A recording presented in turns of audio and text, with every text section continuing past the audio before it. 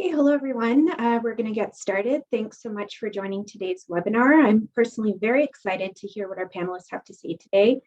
I'm really looking forward to an engaging discussion. If you'd like to ask any questions throughout today's session, please just put them into the Q&A box and we'll be sure to direct those questions to our panelists towards the end of the session. Now I'd like to introduce you to our moderator, Stuart Wilson. Stuart is an innovative and transformational C-level marketing executive who leverages brand, business development, business intelligence, and marketing communication solutions to win, develop, and grow customers and clients.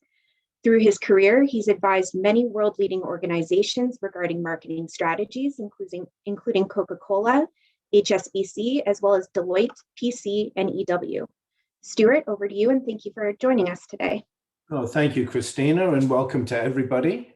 We appreciate you taking the time. We know everybody continues to be very busy, even if we're all working from home these days. So let me introduce our panelists to begin with. First of all, Zena. Zena has a long history of championing the whole competitive intelligence area, having authored a number of books on it. Right now, she's the National Director of Market Insights and Engagement at Thomson Reuters, working in their legal tax and accounting group, which for many of you will know is probably the leading source of competitive market intelligence at this particular point in time. David joins us from McCarthy Tétrault, where he's leading the client service delivery team and particularly focuses in on the pricing area. Working across the country with the McCarthy lawyers in the areas of generally trying to figure out how to actually get great pricing and also deliver profitability, which is no small task. And finally, and last but not least, Natasha, who joins us from Calgary. And Natasha's been working in this particular area in and around legal process management, account management, and most recently in proposals for about the last 25 years. And looks after how to really look at the tracking of proposals, the metrics, the budget management, the forecasting, and is now looking at as the Director of Operations at Bennett Jones. So those three very esteemed and illustrious characters have joined us today for this particular session. So I'm going to move ahead because we don't have a lot of time. But first of all, I think it'd be really helpful for us to kind of define these practices that we're talking about today, the competitive intelligence area, the pricing area, and also the proposals area. So let me kick off by asking Zena kind of that question. So how do you define competitive intelligence, Zena? Yeah, so thanks, Stuart, and thank you to LMA for having us here today. Defining competitive intelligence is a great question. I'm not a spy, although I've often been referred to as a spy in my various firms. The reality is that competitive intelligence is it's a discipline around reducing risk and planning for the future.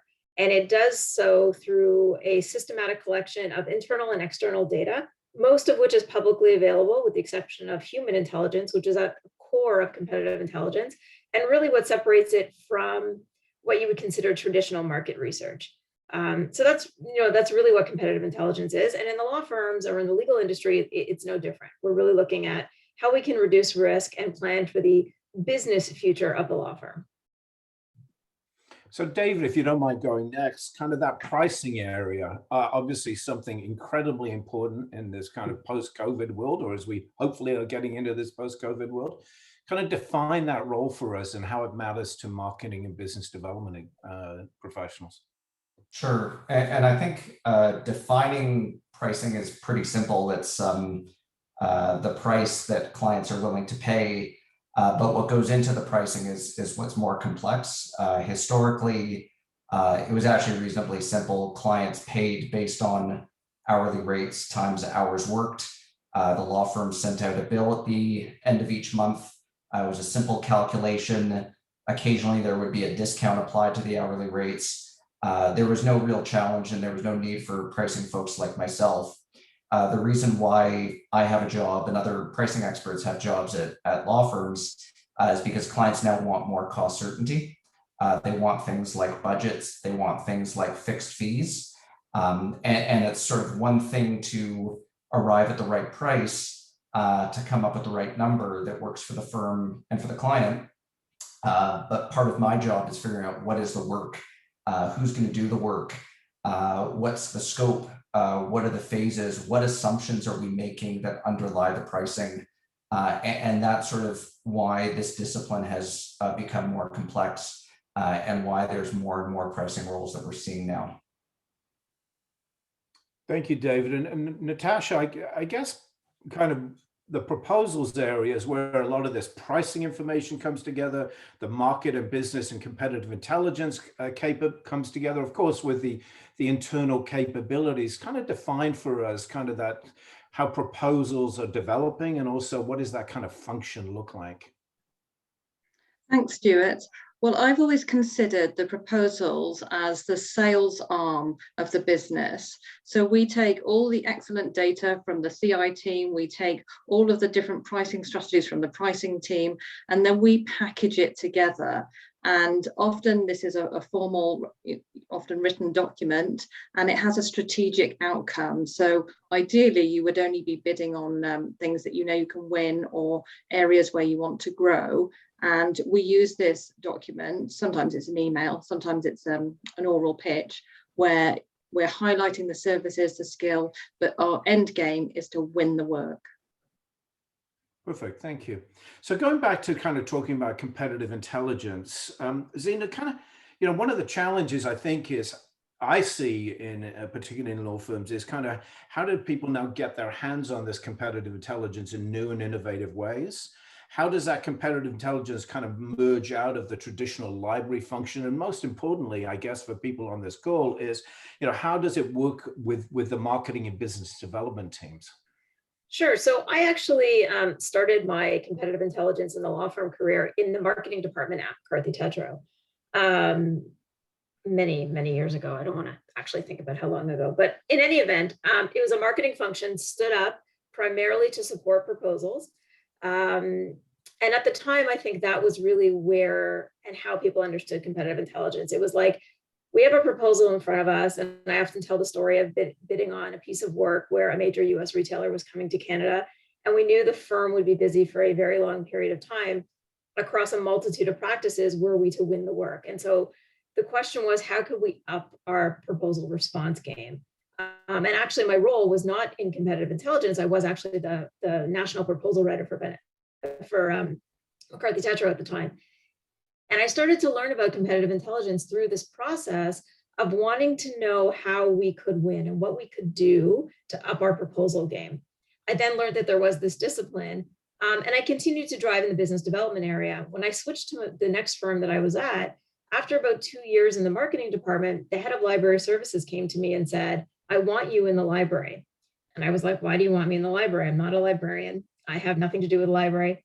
And she said, "I want you in the library because I want you to teach the librarians to do what you do so that the business research that they are doing can be more contextually oriented and they can help drive the business." And so I moved into the library for a period of time. And about 5 or 6 years later, I moved back into marketing and business development.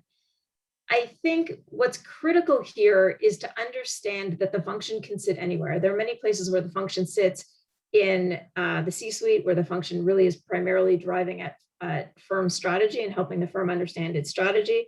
And I did that at both of the firms I was at as well, and working with the management committee to understand what the firm needs to do next. The idea is that you need to be the center point for the collecting of the data, whether it's through finance or from marketing or from the library. And it's about the ability to ask the right questions. Where you sit matters less than the work that you do, and making sure that you're sort of acting as the centerpiece to that hub and spoke model, and really bringing people in and making sure that you're aligning all of your data points to drive the best possible result. Thank you for that. So, Natasha, I mean, you've worked not only in your operations role right now, or your marketing business development operations role, but you've worked also with other professional services firms, correct? Yes, that's right. Yeah.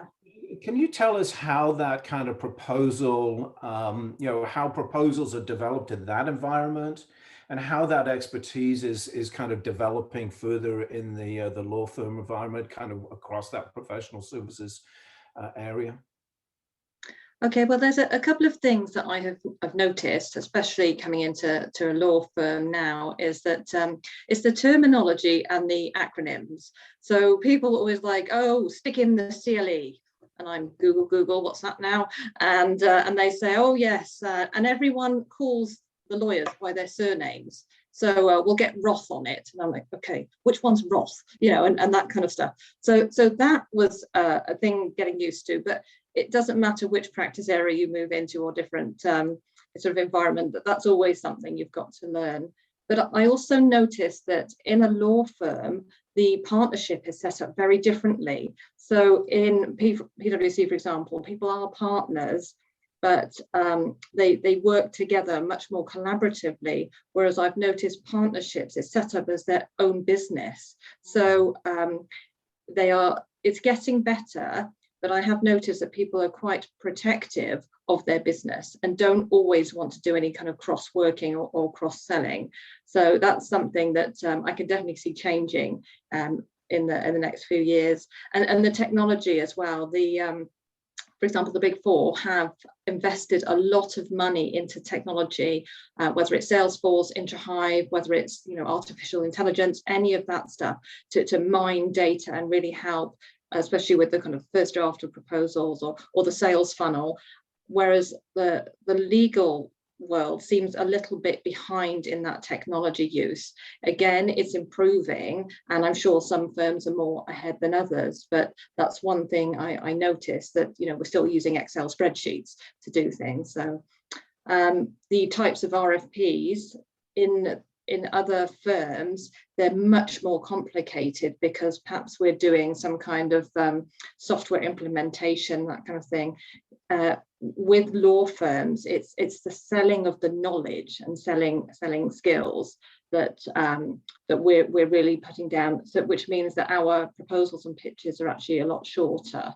The bulk of it is these people's bios where they've worked for 50 years and they're the world's most amazing lawyer, where I'm like, could we just have it to one page perhaps, but essentially there's not that much difference between the proposal specialist roles in the other professional services and law firms, because as I mentioned before, you are selling knowledge and selling skills, and all you're doing is learning the different personality types, like, oh, okay, this person wants it done this way and this thing. So but I can definitely see over the years we're going to get more technology enabled, which will really help us to kind of, like I said, mine the data and make sure that our proposals are really spot on and we're adding value. Yeah, thanks for that. A lot of good things there, and certainly that focus on technology. But I noted one thing that you talked about sometimes one of the biggest challenges that I've seen is the ability for partners to cross-sell and integrate other expertise into either a proposal. And I think David, one of the areas where pricing has come in has actually been helpful in that regard, right? Because I think when you start to put pricing models together, you start to have conversations around actually delivery of service, efficient and profitable delivery of services. And that takes away some of that personality elements. I mean, can you talk to us a little bit about how pricing is becoming so much more important when putting the firm forward and driving profitable revenue?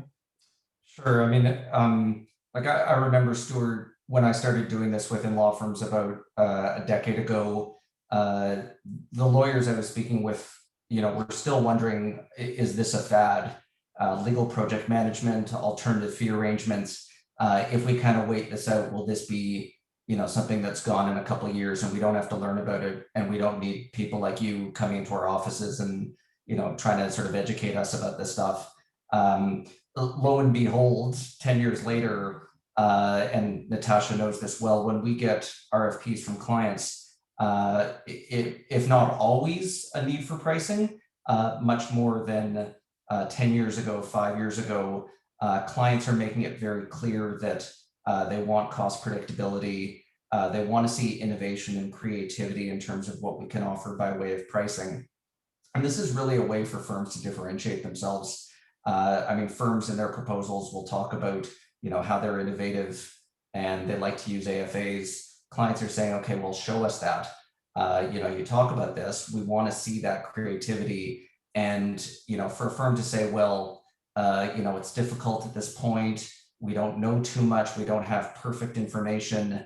So, we're happy to engage in a dialogue and, eventually work towards a price or work towards an estimate. Clients are being more assertive and saying, that's not good enough. You can make some assumptions. We can sort of engage in a dialogue about scope, but we want to see the numbers. We want to see how you got there.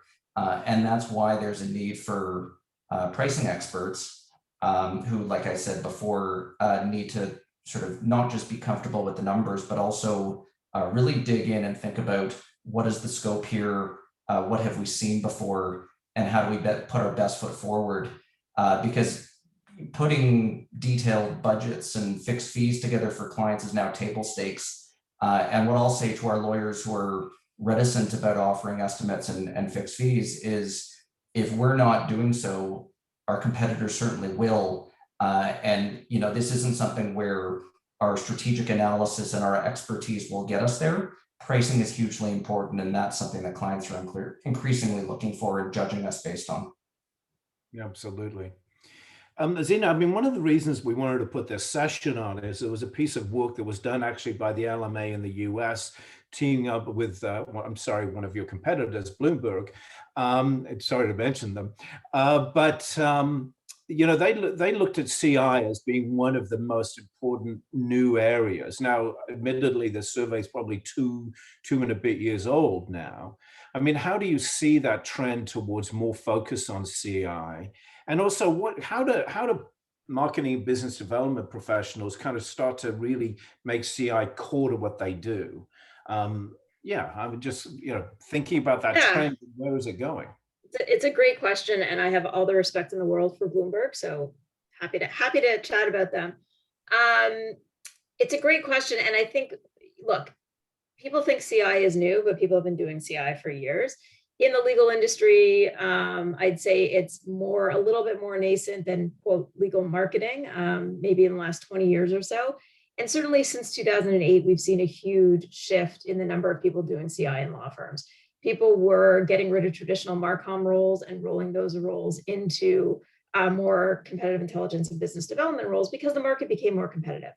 The reality is that law firms had to find different ways to compete in a market where they were always the incumbent, where price didn't matter. Pricing is part of the same conversation since 2008. Pricing didn't matter. Lawyers and firms were in the driving seat, and they could tell customers what the price was or what the rate was, and they just had to take it. Following the financial crisis, everything sort of changed. And a couple of things happened all around the same time. The financial crisis hit, technology erupted in a very different way, and access to information became very, very different post sort of 2007, when in November of 2007, these things came about. So technology became more accessible, information became more accessible. You saw a shift in demographic of the way that people were working and how they were working and what they were doing. And then you had the financial crisis, which shifted buying power to clients rather than from law firms. And so I think firms became far more competitive with one another, recognizing that what they were doing wasn't going to work anymore. They couldn't rely on the fact that they were the incumbent in many markets. They couldn't rely on the fact that their customers were going to keep coming to them. You also started to see a lot of retirements of GCs around that time. And so with new GCs coming in and having different buying power, you started to have to shift to more towards a competitive mindset. So what can legal marketers do? So they can educate themselves on what competitive intelligence actually looks like. If they don't have the budget to go out and actually hire CI people, and there are CI people out there, they can do one of two things. They can spend time with their libraries, and particularly in the large law firms, anywhere from sort of 50 lawyers and higher, you will have somebody managing your information resources. Spend time with those people. Get to know what resources they have. Get to know how those resources can be used. Ask for passwords. Many a time, passwords in those systems, whether they're Bloomberg or Thomson Reuters products or any of the products that are out there, are enterprise-wide. So the firm is paying for them to be used by anybody in the enterprise. Get passwords to those products. Understand what information is in them and how you can use that information to assist with proposal writing. In other words, go back and track who else has ever bid on work for this person or who else has ever won work for this firm. And you'll find that lawyers like to talk about themselves. And so if you read Lexpert magazine, if you read Chambers rankings, firms will talk about who they've represented. Firms will talk about how they won a particular case in the media because they're very happy to talk about these things. Use that to your advantage to then figure out who you need to have on your bid team or who you need to have on your proposal team. Also, start monitoring your clients and understand what your clients expect. And you want to make sure that whenever you're interacting with those clients, that you're matching and mirroring what those clients are doing. So for example, if you are a firm that does work for the Bank of Montreal, you know that BMO is very strong in their D&I. They're very strong in holding their law firms accountable to D&I objectives. Make sure that when you do a pitch, if you are in person with them, you're not sending a very homogenous group of people to go talk to them. Make sure that you're reflecting your customers' mission and vision in everything that you do. So these are some easy ways that marketers can start to monitor their clients, monitor the competitive environment, and start to make changes in the way that they're actually going to market with the things that they're doing. Yeah, thanks. There's a couple of points you made there that I thought were really interesting. I mean, one of them was about the dynamic or the shifting change of GCs within top companies. There are younger, more diverse, more female, and that's changing that traditional purchasing dynamic that existed, which was frankly, the old boys network that existed. It also made, and there's quite a bit of research on this, and I'd suggest anybody that's more interested in this topic, look up some of the work that's been done about the changing nature of GCs, because if you understand that, then you understand how to start to pitch to them. But I think this is also, David, from your perspective, changed why pricing has become slightly more important, right? Because you had, instead of purchasing decisions that were made based on primary relationships, you now have purchasing decisions that are more often than not have an element, if not are driven by the procurement department. How do people in the marketing teams get their head around that, and kind of where do you see that going in the future in terms of their thinking when it comes to winning more business? So I would actually say that it's been a good thing from the law firm perspective that there is sort of a changing role in terms of the GC. There are changing roles within the in-house department. What we don't want to see happen is have sort of an awkward dialogue where the GC comes to us and says, hey, I've heard about AFAs. Do you guys do that? And, perhaps our lawyer says, yeah, sure, we can do that. And it never really goes anywhere because we don't get into details. And frankly, we don't have the data to support that. But what, in the same way that law firms now have pricing experts, in-house legal departments have legal operations professionals, and they're thinking seriously about the business of law, how they gather data, how they use technology. And the dialogue is a lot better when folks like my team and legal technologists and service delivery experts and project managers within law firms can have those kinds of conversations with their equivalents within the in-house department.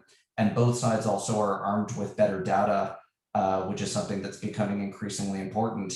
And like in terms of how these conversations happen about pricing, me and my team are now at the table, and we're discussing pricing with GCs, but we're also discussing pricing directly with procurement folks and with legal operations professionals. Yeah, absolutely. I mean, I've spent a little bit of time on the agency world where I spent a lot of time pitching and often losing. And the ones I always found were strangers. The ones you never thought you'd win, you win. The ones you think you're a shoo-in, you don't even get into the second round for some strange reason. And I had a boss that used this phrase, which is success has many fathers, but failure is an orphan.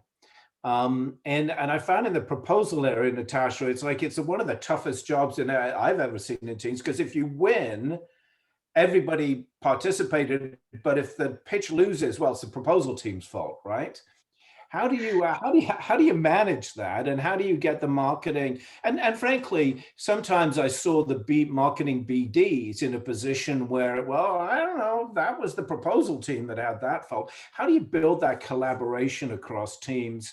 how do you get that expertise so that, not only do you win more pitches, and I think you highlighted one of the other challenges that I've seen, which is the ability to say no to a pitch that you really shouldn't be pitching for. How do you work together across the teams to make all of that work and be successful at the end of the day?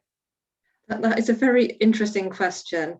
I think a lot of it is based on trust and respect. So I find that knowing and understanding what other team members do is such a great way, because then you can say, you're providing this information, which it can help me do X, Y, and Z.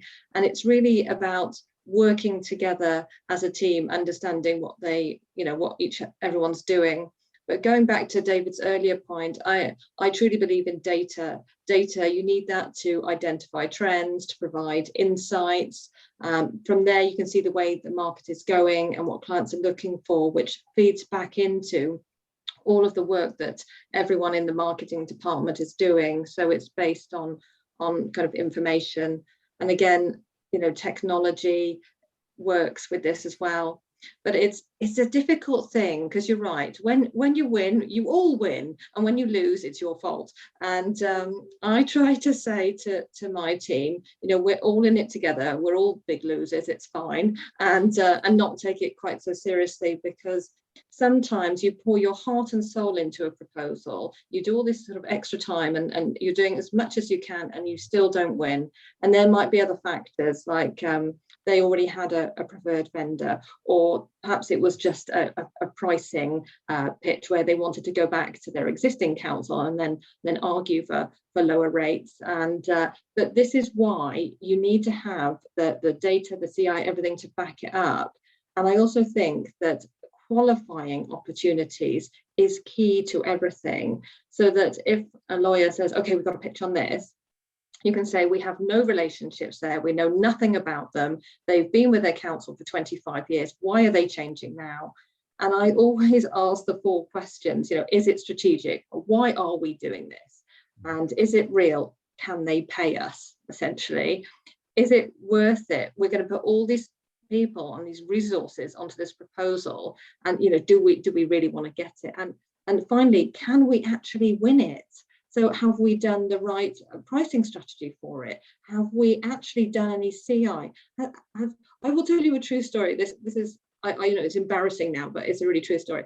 So I worked for an engineering firm many, many years ago, at the beginning of my career. And we needed this technical specialist. And we always use this guy out of the US. And so I said to the partner in charge, I said, who should we get to do this technical piece? He said, oh, yes, put in Bob. Right. Okay, dutifully, okay, Bob it is. He's just our guy. And then we submit this proposal and it gets rejected. And it's like, why? And I'm like, oh no. And I'm feeling really bad about it. It's all me. And I'm like, why weren't we compliant? Because I answered everything. And it just so happened that Bob was very good friends with one of the procurement guys who was going through our bid.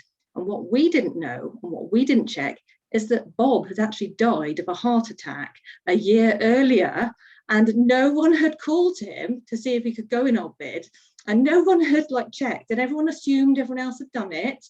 And that was a huge turning point for me, where I'm like, okay, so obviously everything is my fault, but really part of my role was being a nagging fishwife and saying, is this person alive? Have you called him? Have you done the CI? Have you checked the conflicts? And I don't mind taking on that myself, but what I've been trying to teach kind of my team is that really we're all in it together, and you do have to build up this trust and this understanding, but you also have to kind of double check things in the background. So yeah, so that's how I kind of do it. Sorry, Stuart, Sorry, David, go ahead. Sorry to cut you off. I just want to add something to what Natasha had to say. I mean, the question about sort of, where does failure lie? Where does success lie? Something that I think we're doing more as a group is talking to the clients afterwards, debriefing, getting feedback from them, rather than sort of speculating about why we lost or why we won. From my experience, clients are pretty direct, and they'll say, you lost on pricing, your price was too high, or, we've worked with this firm before on IP litigation or whatever, we sort of know what we're getting with them. They'll be pretty direct generally, not all the time, but that's a good way that we know, okay, is there something for us to work on in the future with our proposals, or was this one where we were just unlucky? So it's super helpful to sort of have those conversations after.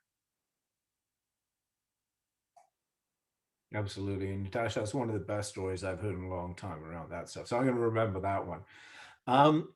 Zena, I mean, I guess Natasha's story is really a pitch for CI, right? At the end of the day, is about having that kind of client understanding and client knowledge kind of bedded into the team and the organization. And, one of the challenges I found is all of a sudden a pitch and a proposal comes up, and now the CI team is asked to provide a whole bunch of data and information, or the market intelligence team. And how do you do that in a way? How do you break down those silos so that information, and I know you've touched on this a little bit already, but how do you break down those silos so that, one, there is no silo, two, the requests don't, in the same way they come, but both pricing and proposals don't come at the 11th hour. And how do you integrate that cross-functional teams in ways that actually perform over the longer term? So a couple of ththings. One, keep your CRM up to date. I think that's the first lesson in that story. It's a great story, and I too am going to use it, and it's great. Unfortunate for you, and I'm glad that you can laugh about it now, but I can imagine in that moment it was just horrific. Okay, so keep your CRM up to date. The other thing is, don't wait for a proposal to come in. I talked a little bit about getting to know your library services, getting to know what resources you have at your fingertips. People are your resources. Whenever I teach competitive intelligence, I talk about how the biggest single competitive differentiator that anybody has is the people within their own organization. So get to know the people in your organization, get to know what they know. There's an expectations on the part of our customers, on the part of our clients, that we all know what we each know. So if I'm a part of Thomson Reuters, there's an assumption that I know everything that's happening at Thomson Reuters. We all know that that can't possibly be true. But there's an assumption that David knows everything that's happening at McCarthy within every single practice, and Natasha knows everything that's happening at Bennett Jones. Because you work for them, de facto, you know everything. The reality is we don't know what we each know. And if you wait until a proposal shows up on your desk, it's too late. So you want to spend some time understanding who in your firm you can go to get various pieces of information, and understanding what the various systems are that exist within those information, within that context. So I would encourage anybody who's stepping into a CI role or thinking of transitioning from a traditional business development role to a CI role, your first 30, 60, 90 days should really be about getting to know the people in your network, getting to know the people inside your firm who can be the provider and purveyors of that data sets, of varying data sets. And then you want to do two things. You want to build relationships with those people, and you want to create some kind of workflow document in case you win the lottery the next day that says, if you need financial information, here's what's available and here's who you can go to. If you need CRM information, here's the kind of reports we can pull and here's how it's available. So you want to, part of CI is about being systematic. It's not about just, on a whim doing things when they come up. Of course, you have to be reactive. But the idea is the only way you're going to anticipate the future and that you're actually going to mitigate risk is if you're planning on doing it way before it actually happens. So you want to be systemic in your ability to get the data together so that you can spend more time thinking about how to be proactive and start looking at, who are the customers that are going to be coming to us? Where are the analogous markets that we're currently working in? So when I was at Bennett Jones, oil and gas is obviously a big part of the Bennett Jones offering. So, okay, what is oil and gas? Ultimately, it's taking stuff out of the ground. So what analogous practices are there where we're taking other things out of the ground? So how can we look at growing our mining practice? How can we look at growing our cannabis practice? These are other places where we take stuff out of the ground and commercialize it. So take what you do really well and start thinking proactively about how you can apply that in other areas, because you already have the systems in place of how to connect with other people. And then the other thing you want to do is know who those other people are, know what they can make available to you, and make sure that you introduce them to each other if they don't know one another, so that you holistically work together and break those silos so that you can plan for the future, mitigate risk, but then spend the bulk of your time actually thinking about how to leapfrog the competition and move forward in new and proactive ways. Yeah, thanks for that. David, I want to ask you the same question, but before I do that talk to me a little bit more about the relationship between kind of the pricing function as it relates to the marketing and business development organization, and pricing as it relates to kind of the finance teams, right? Because there's a little bit of that, and that kind of comes out of this question about how do you break down silos. And then the second part of that is, what are the expertises that if people were looking to move within the marketing business development and develop a more of a speciality in pricing that they should be looking at? So answering the first question, like there's a lot of intersectionality between pricing and proposals. We work hand in hand when there are proposals, and frankly, we want proposals people who are educated about pricing, who will understand the concepts. Same with finance, like we work hand in hand with finance, and we have close relationships with those teams. But what we also see a lot of intersectionality on is the service delivery side. And like for my team, it's a single team that's responsible for both pricing and service delivery. And it's important to get the right price to set the price. But if we're not managing the work effectively, if we're not delivering it properly, using legal technology, thinking carefully about staffing, it's not going to be profitable and it's not going to work out well. So like I want my pricing experts to be really thinking hard about service delivery and also working closely with knowledge management and folks like that. Sorry, the second question, Stuart, was what was the second question? Yeah, if people in the marketing business development team are looking at developing a specialty capability, what should they look at doing? So what's the expertise that they need to develop? So I heard most of your question. I think that you were frozen for a little bit of it. But what sort of skills and expertise are useful for pricing roles? What do I look for when bringing those roles? So I would say there's sort of nice to haves and then other skills that are essential.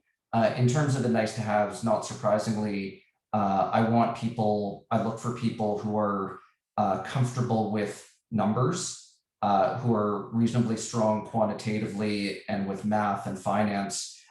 We do deal a lot with numbers, but it's not a deal breaker for me. And I've had terrific people on my teams who do not have math or finance backgrounds. And it is something where I feel like if you've got some aptitude for it, it can be taught. Similarly, like I practice law pretty briefly, but having that sort of legal background has helped me out somewhat, just understanding how does a file progress from beginning to end? What are the different steps that are involved? So that sort of come in handy, but again, from my perspective, not a requirement. What I do expect for people who are coming in is excellent communication skills, both verbal and written. It's a big part of our jobs. We're sort of drafting pricing language for clients. We're speaking with clients. So, we need to be able to articulate points well. We need to advocate well. And we have to do so, we have to be very concise. We only have limited time. We're dealing with people who have short attention spans. And where I've sort of seen people, fail or go wrong is not sort of distilling things down well when talking to lawyers or clients. And, if they have limited time, they're not going to respond well to getting a 20-tab spreadsheet. What are sort of the key points, and how do you get that across? And I would say the sort of final skill that I'm really interested in seeing from people is sort of creativity, wanting to sort of understand where the market's going. Like the legal market is changing very rapidly. And I want to sort of be working with people who are, thinking about where the market is going, thinking about what GC's pain points are, and how can we solve for them? What kinds of solutions can we develop? And that's where, certain firms will move ahead from others in being more forward thinking. And in terms of pricing and service delivery folks, really important to be thinking about those things. Yeah, thanks for that. And Natasha, a similar question to you, of course, which is, and actually I think, well, first of all, two parts to that again, which is a lot of the marketing business development, particularly the BD managers that I've worked with, I often play a significant role in proposal and pitching, working with their partners individually of the proposal team, because there's often so many proposals out there. What are the skills that those people, as they pitch their own business, working with practice leaders, sector leaders, partners, what are some of the insights you can give them from that perspective? And then also, what if they wanted to become more developed and focus on this particular area, how would they develop the necessary skills to be a proposal person, a proposal manager? Okay, well, there's a couple of things there. I think understanding the business, I always bring it back to kind of CI and knowledge, and they have to be very organized and kind of have that level of discipline, and to David's point, communicate. It is you really can't do anything without that. I find that the managers have to run interference in a way to free up time so that their teams can get on and do the job, and they're not being inundated by silly requests for things. But again, it's good to know what you're writing about. So if somebody says to me, okay, you're writing a pitch on agricultural suppliers or whatever, maybe I don't know anything about that. So you need to have to educate yourself about the different practices and industries that you're working in, so that you can at least have some kind of insight. So I think, yeah, educating yourself from the different sources, learning from different people, and as a manager, kind of running interference. But when I think about, proposal managers, and you've just got started, and people say to me, what skills do you need to be successful? I often joke and say, you need to give up all evenings, weekends, social life, you never go anywhere. But that's not true. And back in the day, you also used to know how to have to fix every single printer, because you can be sure that the printer would not work when you have to print out a proposal. And another skill would be running up the high street or sprinting in high heels. So these are the questions I would be asking people in an interview. Can you run up the high street? But seriously though, it's about multitasking, being organized, communicating, knowing where to find the content. Zena had an excellent point about that. That is half the battle, if you just know who to go to and get stuff. And another one for me is that it takes a little bit of kind of skill, and you need to build up your ability to do this, but it's to challenge the partners. I find the partners know their stuff. They are great lawyers, but you know how to sell it, you know how to pitch it. And I find that no one is really effective when you're brought in at the last minute and you're just an order taker and make this pretty, which I don't find is very, helpful or strategic. So if we're in at the beginning, we can really, really add value and ask those strategic questions and say, did you know that John over there has pitched to something similar? Have you talked to him? And, oh, I was looking in our CRM system, and Betty is married to so-and-so who's a CEO. Have you talked to Betty? That kind of thing. So yeah, it's about, communication and discipline and knowing where stuff is. So, yeah. We're getting kind of in a period of time where I see we've got a couple of questions already lined up from some of our participants, but I kind of wanted to ask one little quick question for each of you. It's the same fundamental question, with the, and we've spent a bit of time data, kind of, maybe Natasha, starting with you. I mean, what are the technologies? And the reason I ask this is because in smaller firms, it can be often people wearing multiple hats, and finding the capacity to be able to deliver it.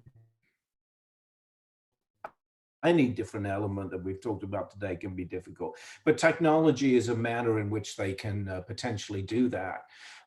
Natasha, for you, what are the kind of the three tech platforms or three technology solutions that you would kind of talk about? And I'm going to ask Zena and David just to jump in, to answer the same question.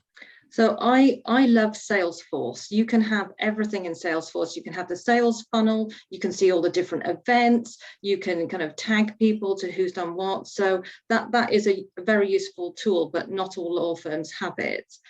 The one that we would probably use most in proposals is some kind of mandate collection or content library so that we can reuse the content. And some of these software systems do a first draft for you. So you literally just pull in all of the content you need and the bios. And then when you hit print, there's a really good first draft. So that's the second one I would use.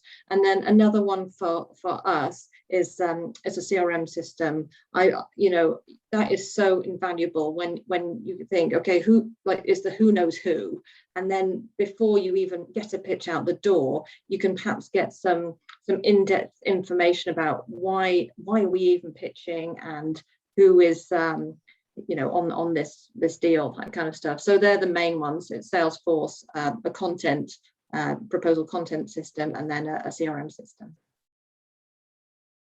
So I'll jump in, and I'm going to go a little bit more grassroots. I think you can do CI with very little. You can do CI very well with very little, and you can do CI very well with a lot of DIY and free tools.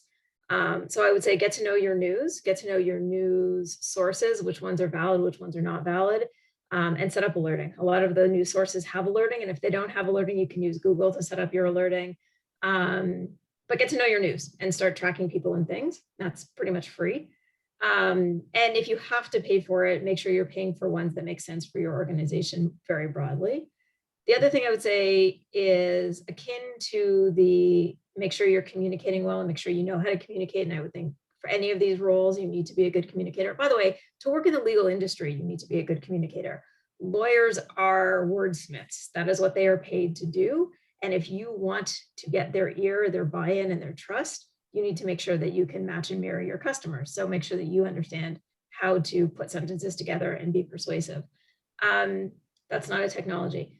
The other technology I would encourage you to use is Excel. Learn to use Excel. Learn to do really simple things like pivot tables. Learn to sort and filter. When you're going to get data from wherever you get data from, you're not always going to get it in a clean way. Conversely, if you want to import data into something, a CSV file is your best friend. So get to know Excel. And again, many of us have it as part of our office suite, even if we're working in small firms.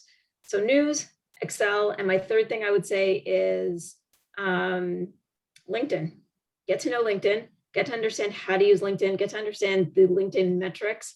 You could apply this to all social media, but I think LinkedIn is the one that gives you the most robust data on customers, on trends, on things that are happening in the markets.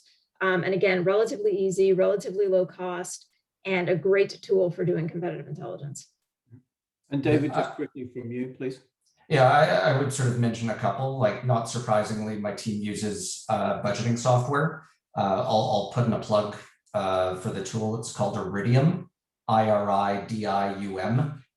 So we use that both for matter budgeting and for business intelligence. Of course, sort of the magic, I mean, the technology is great.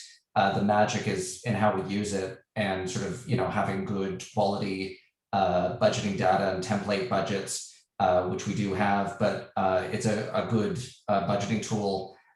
What I perhaps use more is our business intelligence software, which is also developed by Iridium. It helps a lot. Like if I have a meeting with a lawyer coming up all of a sudden in 5 minutes, I can quickly bring up all of the relevant client data. It pulls from our billing system. I can figure out which lawyers are doing work, which lawyers at the firm have been busy. Sometimes when we're thinking about staffing, it's helpful to know, okay, this associate has put in 200 hours the last 4 months. Maybe I shouldn't, plan on staffing him or her. So that's sort of useful. The other tool that I'd mention, and I want to make sure that Zena doesn't get, angry at me. So I will wholeheartedly endorse HiQ, made by Thomson Reuters. We've been sort of using it and it serves many functions, but particularly for client portals and as a means of sharing information with clients. The magic is sort of having a single site where, clients, firms don't have to, look back at hundreds of emails. There's a single central spot where they can kind of get everything that they need, and it integrates with all the other systems. So, as mentioning Iridium, our budget to actual tracking, we can sort of integrate that with IQ, get everything we need right there, and share it with clients. Cool, good. Somebody's it's Zena that's given the HiQ shout out. Back to you, David. I'm just looking at my questions here, and I've got a couple. Actually, one from Susan Van Dyke, which I think is a great question, which is, and David, is for you, which is, are you analyzing profitability by practice area to identify profit benchmarks prior to establishing any pricing strategies? I think this is a really good one. It's a great question, and the answer is that we do. Like, we have profitability benchmarks across the firm. We're looking at profitability by practice area, and as a general rule, anytime there's a new alternative fee arrangement, we will conduct profitability analysis, measure it against our existing targets, and that's really sort of our way of thinking about, do we want to proceed or not. Sometimes there will be a good reason for proceeding with an AFA, even if it's not meeting our target. So, for example, maybe we've got a couple new lawyers who just joined the firm who have tons of capacity, not busy, and we're willing to sort of accept a discount on their work and sort of have lower profitability. So sometimes we'll sort of dip below our targets, but we're always mindful of them. Oh, good. And his question came in for Natasha. It says, what are some good content library management systems for generating first drafts of proposals? So kind of what, proposal wizards, I guess, is what I would call them. But what technology there? I know you've touched on that a little bit already, but directly answering that question, what would you recommend in terms of putting first draft of proposals together?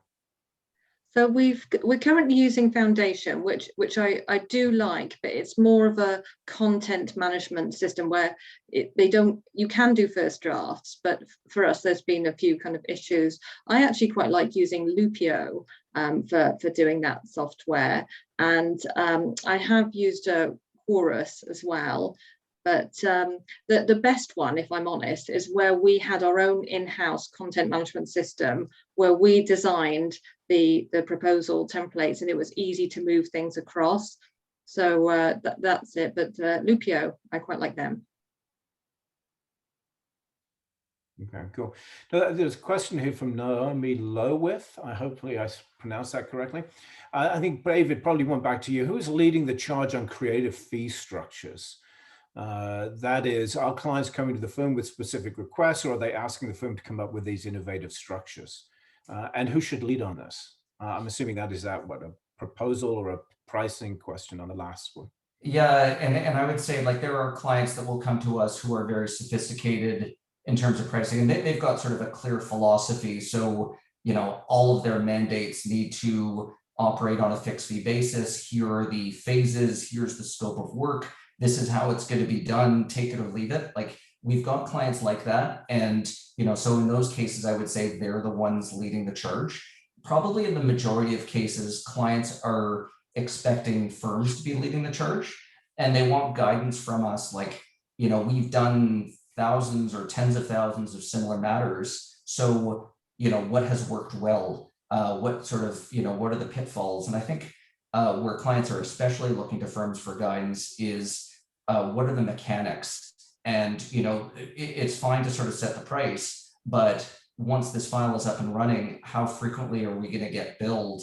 What happens if there's a change in scope? What happens then? What happens if our assumptions change?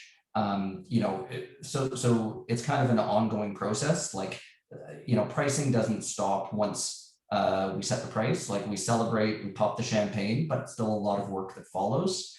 But I would say that clients are looking to firms for guidance in the majority of cases. Well, thank you for that. So I don't see any other questions in the queue, or maybe I do. Let me have a quick look. Oh yeah, so reading. So for David or Natasha, who's responsible for integrating information into pitches and proposals about diversity and inclusion, and ensuring the legal teams mirror the client? That's another good question. Well, I can take this one if you like. So Yeah. we would put the responsibility on the proposal manager pulling it together to gather that information. And again, it's part of our role where, and I'm probably going to be very rude now, if it's full of old white men, I might just say, does this show the diversity of our firm? And sometimes they are the best people for the job. That we put the best people forward. But I'll tell you another story. So in previous firm, I had a proposal, and again, everyone was just an old man. And then I said, should we add a bit of diversity, trying to be culturally sensitive? And they said, oh yes, stick in the blonde woman. Right, okay.